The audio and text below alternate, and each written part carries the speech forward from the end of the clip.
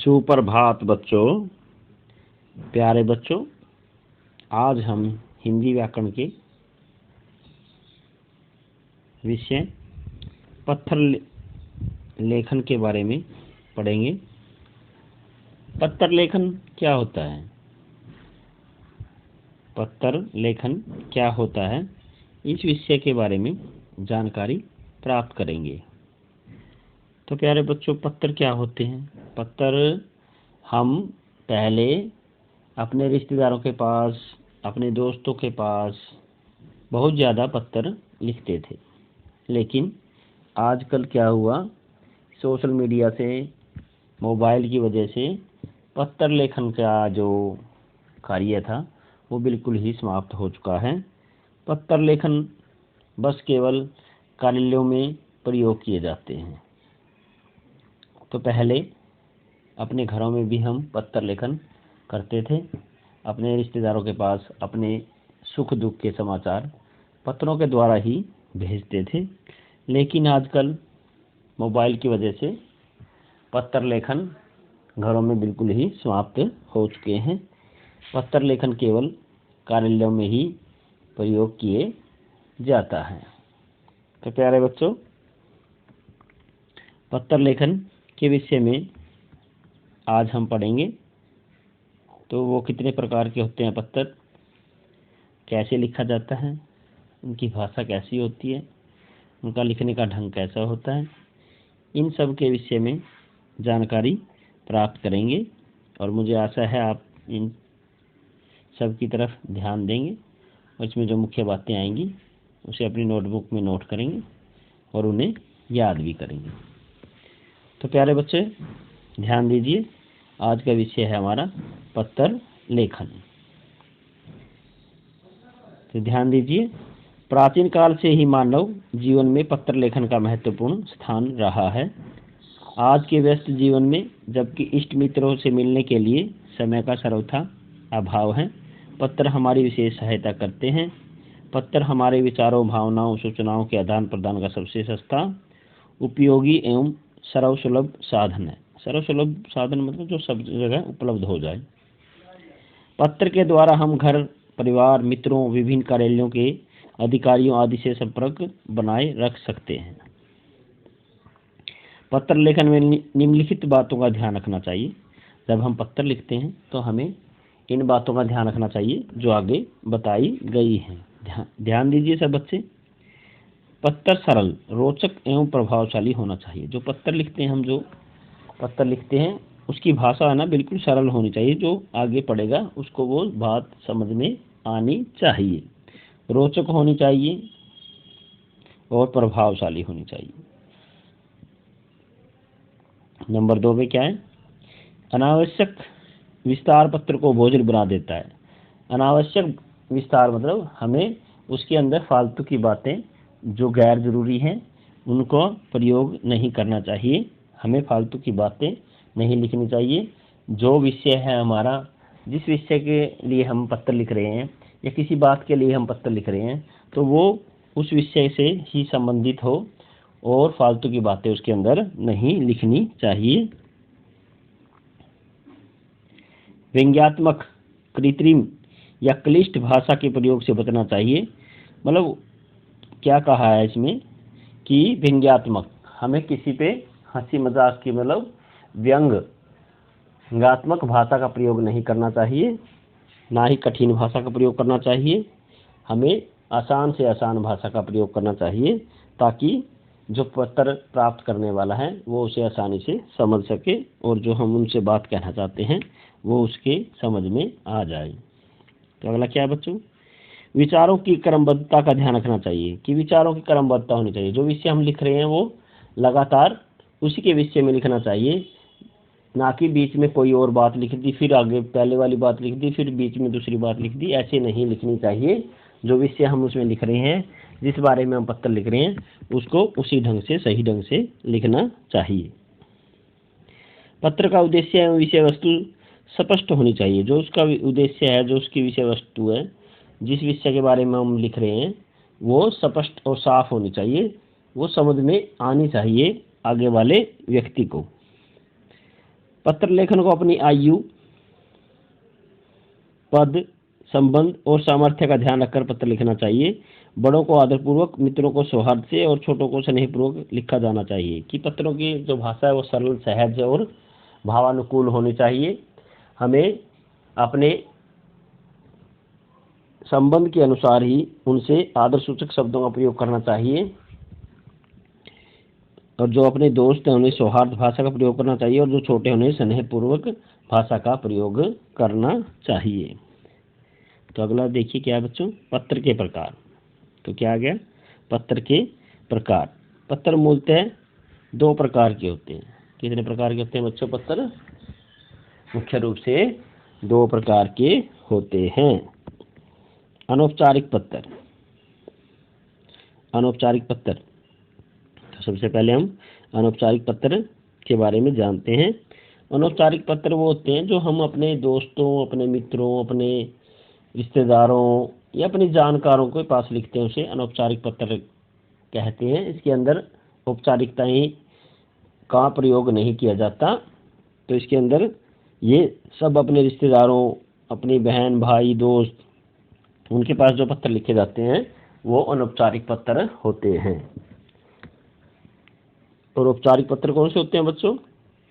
जो किसी ऑफिस में, कार्यालय में या किसी व्यापारिक काम के लिए, व्यवसायिक काम के लिए जो पत्र लिखे जाते हैं वो औपचारिक पत्र होते हैं। तो इनके बारे में थोड़ा पढ़ लेते हैं। नंबर 1, अनौपचारिक पत्र। अनौपचारिक पत्र सबसे अधिक मात्रा में लिखे जाते हैं। ये पत्र संबंधियों, मित्रों, परिचितों आदि को लिखे जाते हैं। इस प्रकार के पत्रों में कुशलक्षेम अवश्य पूछी जाती है। कुशलक्षेम मतलब आप घर पे ठीक ठाक हो, हम सब ठीक हैं, ऐसी बातें पूछी जाती हैं। तथा औपचारिकता के स्थान पर आत्मीयता होती है। बधाई, निमंत्रण, संवेदना के पत्र भी इसी श्रेणी में आते हैं। इन्हें पारिवारिक, निजी या सामाजिक पत्र भी कहा जाता है। इन्हें कौन कौन से पत्र कहा जा सकता है? पारिवारिक, जो परिवार में प्रयोग किए जाते हैं, लिखे जाते हैं, जैसे अपने भाई के पास, अपनी दीदी के पास, अपने मामा जी के पास। निजी, अपने दोस्त के पास या किसी मित्र के पास।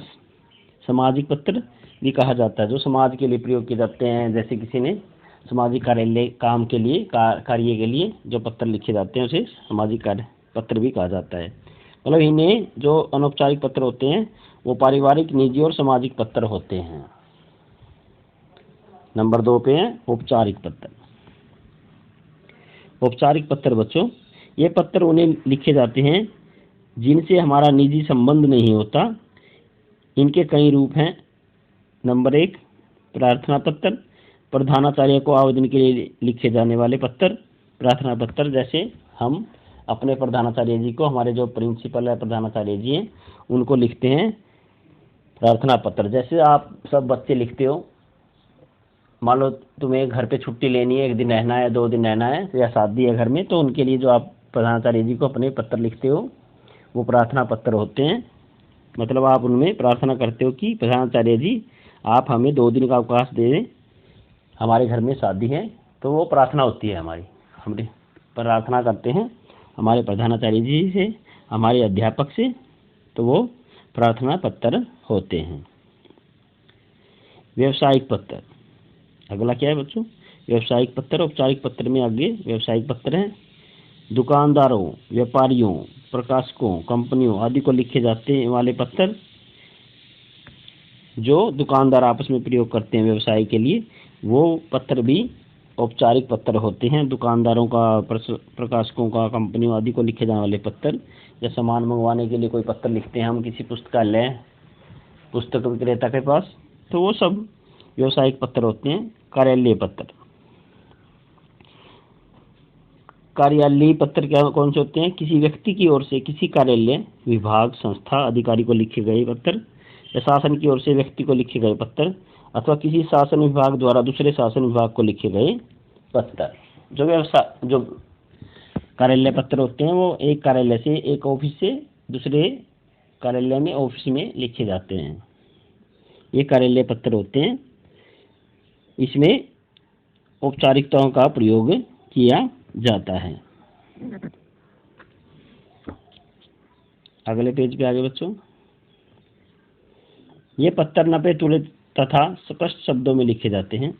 ये बहुत कम से कम शब्दों में लिखे जाते हैं। नपे तुले मतलब कम से कम शब्दों में, स्पष्ट शब्दों में लिखे जाते हैं। जो उनको काम होता है सिर्फ वही बात उसके अंदर लिखी जाती है। औपचारिकताएं इसमें नहीं होती। जैसे आप घर पे ठीक हो, कुशल मंगल हो, हम सब यहाँ पे ठीक है, तो ये बातें नहीं लिखी जाती। कार्यालय पत्रों में जो औपचारिक पत्र होते हैं इनके अंदर ये बातें नहीं लिखी जाती। सिर्फ जो विषय होता है सिर्फ वही बात और वही विषय लिखा जाता है। ये पत्थर नपे तुले तथा स्पष्ट शब्दों में लिखे जाते हैं और संक्षिप्त होते हैं। संक्षिप्त मतलब छोटे होते हैं, बिल्कुल कम से कम शब्दों में लिखे जाते हैं। इनमें कुछ लक्ष्य जैसे घरेलू तथा पारिवारिक बातें नहीं लिखी जाती। इनकी भाषा निजी पत्रों की भाषा से भिन्न औपचारिकता लिए होती है। इनकी भाषा जो निजी पत्रों की भाषा जो हमारी अनौपचारिक पत्रों में होती है उनसे बिल्कुल अलग होती है।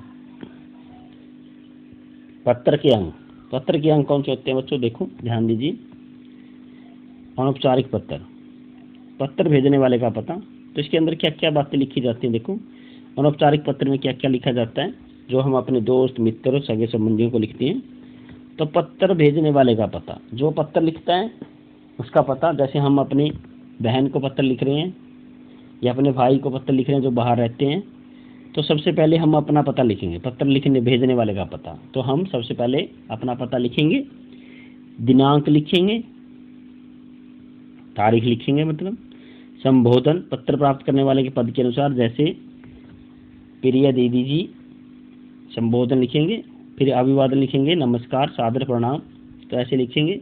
संबोधन पत्र प्राप्त करने वाले के पद के अनुसार, जैसे प्रिय दीदी जी, बड़े भाई साहब, ऐसे मामा जी, नाना जी, बुआ जी, या छोटे मान लो मेरे प्रिय छोटे भाई, ऐसे भी लिख सकते हैं।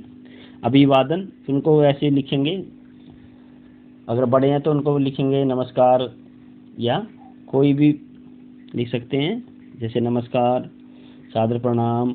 अगर छोटे हैं तो उसे लिखेंगे प्रिय रवि, बहुत प्यार, ऐसे मतलब अभिवादन करेंगे उनका। पत्र की मुख्य विषय वस्तु लिखेंगे, जो भी विषय वस्तु है विषय लिखेंगे। पत्र का अंत और नाम और हस्ताक्षर, हमारा नाम लिखेंगे और हमारे हस्ताक्षर भी करेंगे। औपचारिक पत्र, अगले आगे क्या है बच्चों? औपचारिक पत्र, पृष्ठ के बाईं ओर पत्र प्राप्त करने वाले का पता। पृष्ठ के जो बाईं ओर है, हमारी लेफ्ट साइड बाईं ओर, तो क्या लिखेंगे?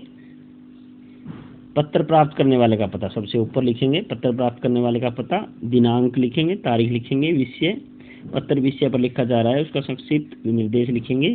किसी विषय के विषय में बारे में हम, जैसे मान लो हमें विषय है हमारी पुस्तक मंगवाने हेतु पत्र,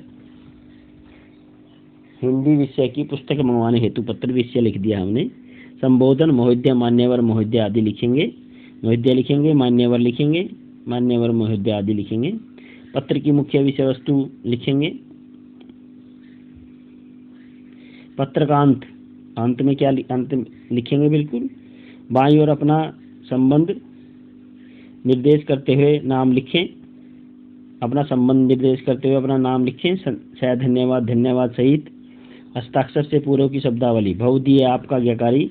अगर हम जैसे तुम प्रधानाचार्य जी को पत्र लिखते हो तो नीचे लिखते हो ना आपका आज्ञाकारी शिष्य, ऐसे लिखते हो ना, तो ऐसे ही इसमें भी लिखना है। नाम और हस्ताक्षर, नीचे नाम और हस्ताक्षर लिखना है। बोर्ड परीक्षा में अपना नाम तथा घर का पता, तो क्या इसके अंदर नोट क्या लिखा नीचे देखो। बोर्ड की परीक्षा में अपने घर का नाम, अपना नाम और घर का पता, अपने विद्यालय का नाम तथा पता नहीं लिखना चाहिए।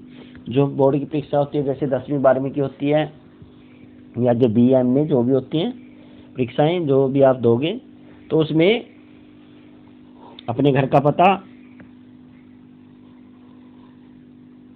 नाम, रोल नंबर, ये सब कुछ नहीं लिखना होता, क्योंकि उसमें ये लिखना सही नहीं होता। इसके स्थान पर कै, ख, घ, ऐ, बै, सै, नगर आदि लिखना चाहिए। अपने पते के स्थान पर परीक्षा भवन लिखा जा सकता है। तो अपने पते के स्थान पर क्या लिखा जाता है? परीक्षा भवन नाम क ख ग आदि लिखा जाता है। जब बोर्ड की परीक्षा में आप परीक्षा देते हो और वहाँ पे जब पत्र लिखते हो तो वहाँ पे आप अपना नाम, पता, एड्रेस, पता नहीं लिखोगे, केवल क्या लिखोगे, परीक्षा भवन क ख ग। तो प्यारे बच्चों अगले पृष्ठ पे आ गए हम। विविध पत्रों के संबोधन, अभिवादन एवं समापन विषय तालिका। अनौपचारिक पत्र में क्या लिखेंगे हम संबंध में? अपने से बड़ों को क्या लिखेंगे? पूज्य, पूजनीय, आदरणीय, श्रद्धेय आदि। अभिवादन में क्या लिखेंगे? जो नीचे लिखेंगे हम सबसे, चरण स्पर्श, सादर प्रणाम, सादर चरण स्पर्श, सादर, सादर नमस्कार आदि।